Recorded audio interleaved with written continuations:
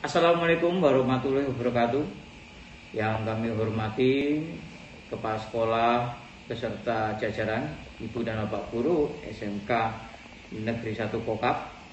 Yang kami cintai juga adik-adik pelajar siswa SMK Negeri 1 Kokap.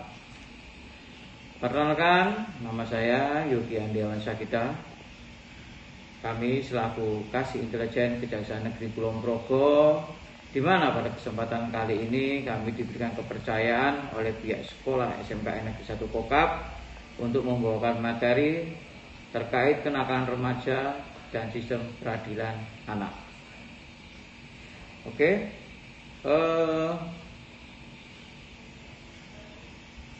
apa itu kenakalan remaja?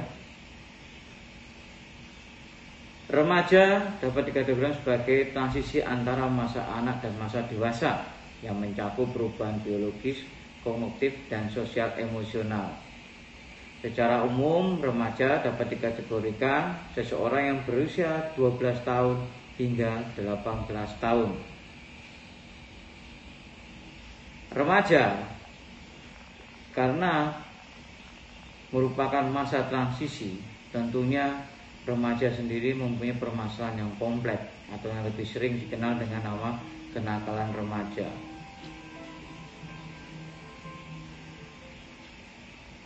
Kenakalan remaja atau juvenile adalah perilaku yang tidak dapat diterima secara sosial sampai tindakan kriminal. Salah satu faktornya adalah 1. Kurangnya nilai moral dan sosial. Perilaku orang tua, pemberian contoh di lingkungan keluarga, kurangnya pengawasan, kurangnya disiplin, rendahnya kualitas hubungan orang tua dan anak, dalam arti kata komunikasi antara anak dan orang tuanya. Tingginya konflik itu bisa terjadi di lingkungan anak itu sendiri, mungkin di sekolah, atau di lingkungan di rumah, ataupun konflik dengan saudara di rumah, ataupun konflik dengan anak dan orang tua. Kemiskinan dan kekerasan. Anak tinggal jauh dari orang tua. Misalkan anak dititipkan kepada eyangnya atau kakeknya atau neneknya, sedangkan orang tuanya mungkin sedang mencari nafkah di luar kota. Hal ini juga bisa mempengaruhi adanya sebuah kenakalan remaja yang terjadi. Budaya lingkungan baru. Saudara melakukan kenakalan. Berlaku kenakalan remaja di lingkungan terisolir. Kita dapat ambil contoh seperti meniru transaksi struktur kriminal keluarga berantakan. Walaupun tidak semuanya dari keluarga yang broken home bisa mengabaikan anaknya cenderung ke kenakalan remaja, tetapi sebagian besar alasan kenapa anak berperilaku menyimpang adalah kurang harmonisnya di lingkungan keluarga itu sendiri. Delinkuensi neurotik, sebab psikologis, perilaku kompulsif, paksaan, ego yang lemah, ekspresi dari konflik batin. Inilah dipengaruhi oleh psikologis anak itu sendiri. Karena setiap anak mempunyai watak dan karakter yang masing-masing. Ada anak yang bisa mengekspresikan emosinya, tetapi ada juga anak yang tidak bisa mengekspresikan emosinya. Beberapa anak yang tidak bisa mengekspresikan emosinya cenderung melakukan tindakan-tindakan yang ke arah negatif. Delinkuensi psikopatik, keluarga yang ekstrim, menderita gangguan neurologi, tidak menyadari arti bersalah terhadap kesalahan yang dilakukannya. Terus ada delinkuensi defek moral, disfungsi intelijensi, tidak mampu mengenal dan memahami tingkah lakunya yang jahat. Jadi si anak ini tidak paham bahwa apa yang diperbuatnya selama ini adalah sebuah perbuatan yang salah. Nah, jenis kenakalan remaja. Kenakalan fisik pada umumnya perkelahian, perkosaan, perampokan, dan pembunuhan. Kenakalan materi, perusakan, pencurian, pencopetan, dan pemerasan. Kenakalan sosial, ada pelacuran, penyalahgunaan obat, dan seks bebas. Hal ini kita dapat kategorikan sebagai sebuah kenakalan remaja. Satu, dikarenakan di musim pandemi ini yang hampir setahun ini banyak ditemukan adanya prostitusi online yang dilakukan oleh adik-adik di kalangan pelajar, baik di tingkat SMU maupun di sekolah menengah pertama. Kenakalan status, membolos sekolah, minggat dari rumah, membantah perintah. Dampak kenakalan remaja sendiri itu adalah satu, terjadinya sebuah seks bebas. Seks bebas ini terjadi karena adanya sebuah perilaku yang menyimpang. Mungkin awalnya hanya melihat foto-foto yang berbau pornografi, melihat video yang berbau pornografi, kemudian ada rasa tertarik, rasa ingin tahu, sehingga melakukan seks bebas. Nah, seks bebas sendiri akhirnya bisa berakibat kepada yang jelas. Satu adalah apabila perbuatan seksual tidak dilakukan secara sehat dan benar, tentunya akan dapat terjadi kehamilan. Ketika terjadi kehamilan, anak belum siap, maka terjadi abortus atau aborsi. Dan yang terparah adalah ketika seseorang anak remaja melakukan penyimpangan seks, resiko terjadinya penularan HIV dan AIDS akan semakin besar, termasuk juga penyakit menular seksual. Narkoba, dampak adanya dengan perilaku menyimpang karena narkoba yang jelas bahwa ada sebuah tindakan kriminal. Ketika terjadi sebuah tindakan kriminal, maka konsekuensinya adalah penjara. Selain itu juga penggunaan jarum suntik yang berulang-ulang kali yang tidak sehat juga dapat mengakibatkan HIV/AIDS, penularan HIV/AIDS. Bahkan bisa yang paling sangat resiko yang sangat tinggi adalah kematian karena akibat overdosis. Perkelahian,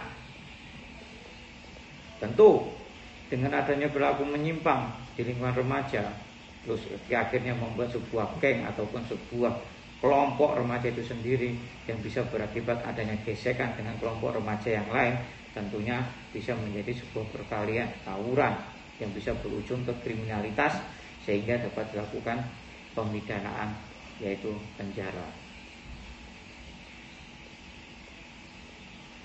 Nah, pergaulan bebas. Pergaulan bebas apa sih? Atau sering kita sebut seks bebas.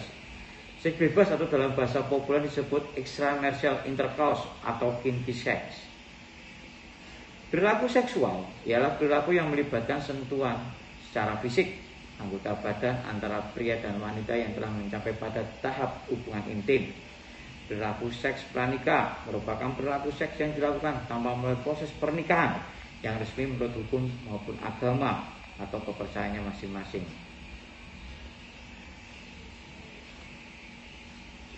Pola-pola perilaku seksual remaja seperti yang kami jelaskan tadi, awalnya mencoba-coba ini.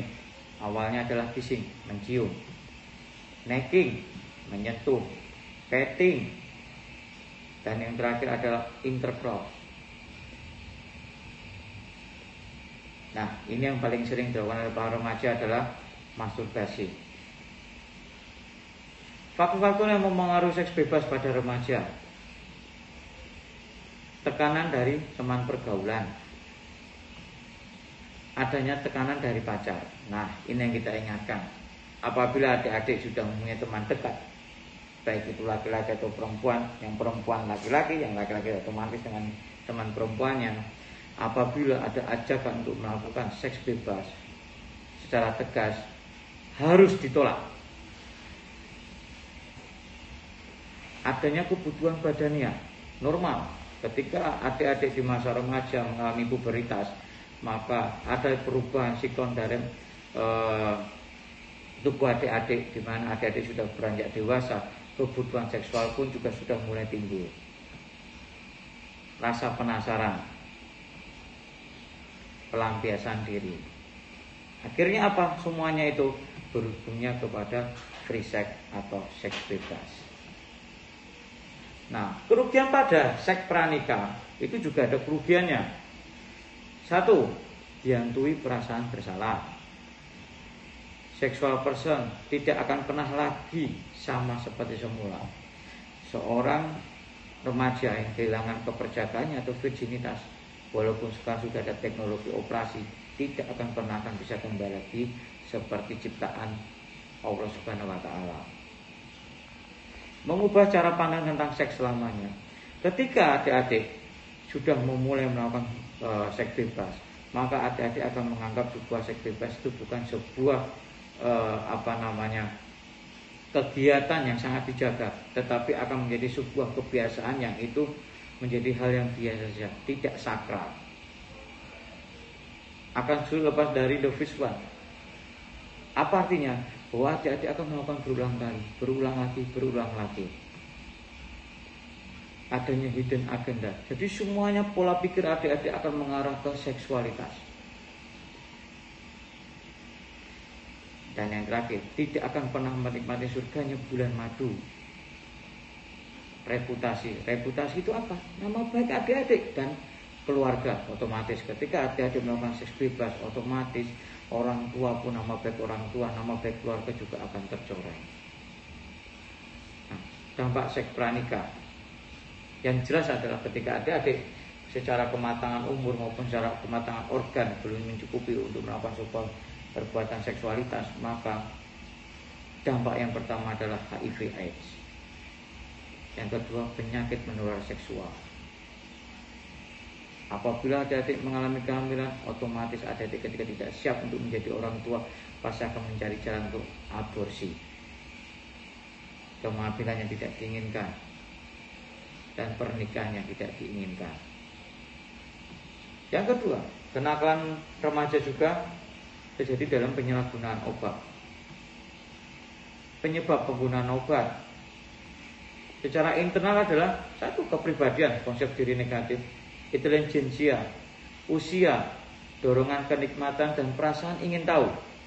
Kenapa ingin tahu selalu kita masukkan? Bahwa ketika di masa remaja adalah masa ingin mencari tahu segala sesuatunya.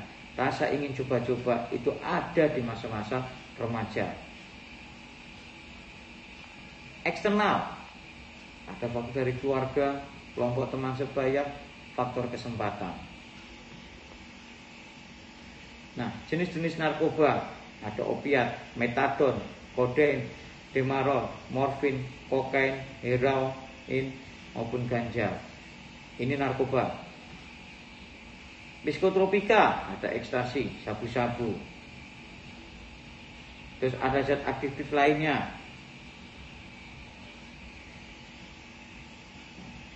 Tanda-tanda gejala atau penggunaan narkoba, opiat, euforia, mengantuk, bicara cadel, konsentrasi, penurunan kesadaran.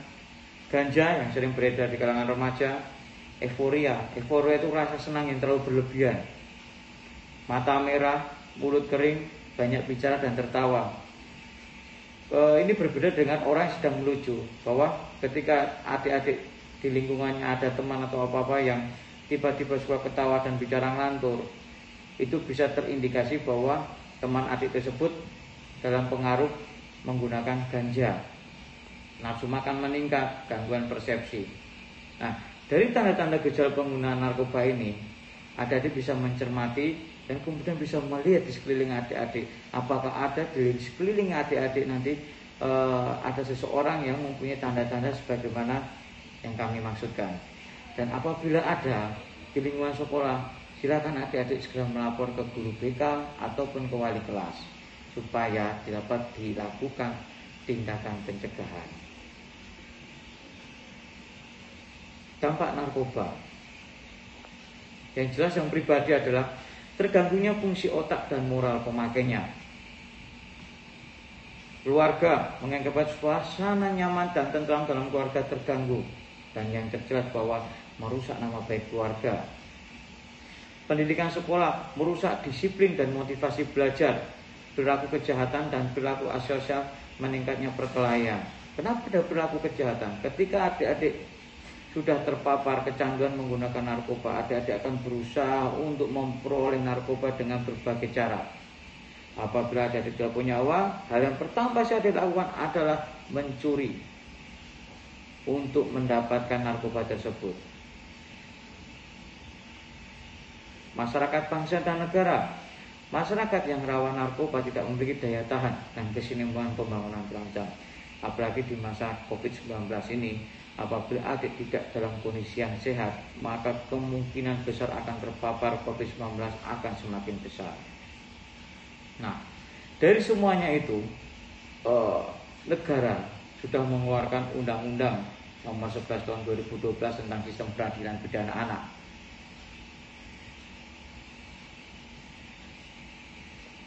Apa sih sistem peradilan pidana anak? Adalah keseluruhan proses penyelesaian perkara anak yang berhadapan dengan hukum, mulai tahap penyelidikan sampai dengan tahap pembimbingan setelah menjalani pidana. Jadi, ketika adik-adik ini tersangkut sebuah perkara pidana, adik-adik ketika yang berusia 12 tahun dan belum berusia 18 tahun menggunakan Undang-Undang Sistem Peradilan Pidana Anak. Jadi sistem peradilannya dibedakan dengan orang yang sudah dewasa. Nah, apa saja yang masuk tergolong dalam anak yang berhadapan dengan hukum? Adalah anak yang berkonflik dengan hukum, anak yang menjadi korban tindak pidana, dan anak yang menjadi saksi tindak pidana. Jadi tidak hanya anak yang berkonflik dengan hukum, tetapi anak korban tindak pidana pun, ataupun anak saksi tindak pidana pun juga diatur hak dan kewajibannya di dalam undang-undang ini. Nah, anak yang berkonflik dengan hukum yang selanjutnya disebut anak adalah anak yang telah berumur 12 tahun tetapi belum berusia 18 tahun yang diduga melakukan sebuah tindak pidana. Nah, ada perbedaannya ketika sistem peradilan pidana anak dengan sistem peradilan dewasa. Bahwa di sistem peradilan anak kita mengenal adanya sebuah diversi. Apa sih diversi? Diversi adalah mempunyai tujuan mencapai perdamaian antara korban dan anak, menyelesaikan perkara anak di luar proses peradilan, menghindari anak dari perampasan kemerdekaan, mendorong masyarakat untuk berpartisipasi, menanamkan rasa tanggung jawab kepada anak. Jadi, diversi secara umum adalah sebuah proses yang mengedepankan adanya sebuah musyawarah, sebuah perdamaian sebelum diambil langkah proses peradilan pidana itu sendiri. Nah, di dalam proses diversi juga wajib memperhatikan satu, kepentingan korban. Yang kedua, kesejahteraan dan tanggung jawab anak. 3, penghindaran stigma negatif. 4, penghindaran pembalasan. 5, keharmonisan masyarakat. Dan 5, kepatutan kesusilaan dan ketertiban umum. Nah, proses diversi ini sendiri dilakukan melalui musyawarah dengan melibatkan anak dan orang tua ataupun walinya, korban dan ataupun orang tua atau walinya, pembimbing kemasyarakatan dan pekerja sosial profesional berdasarkan pendekatan keadilan restoratif. Nah, dalam proses diversi ini kami maupun dari tingkat penyidik, penuntut umum ataupun hakim pada tingkat pengadilan negeri mengumpulkan antara korban dan pelaku anak. Kita kumpulkan, kita dudukan, kita ajak untuk musyawarah. Bagaimana penyelesaian dari masalah ini secara kekeluargaan, secara perdamaian sebelum kami ajukan di sistem peradilan pidana.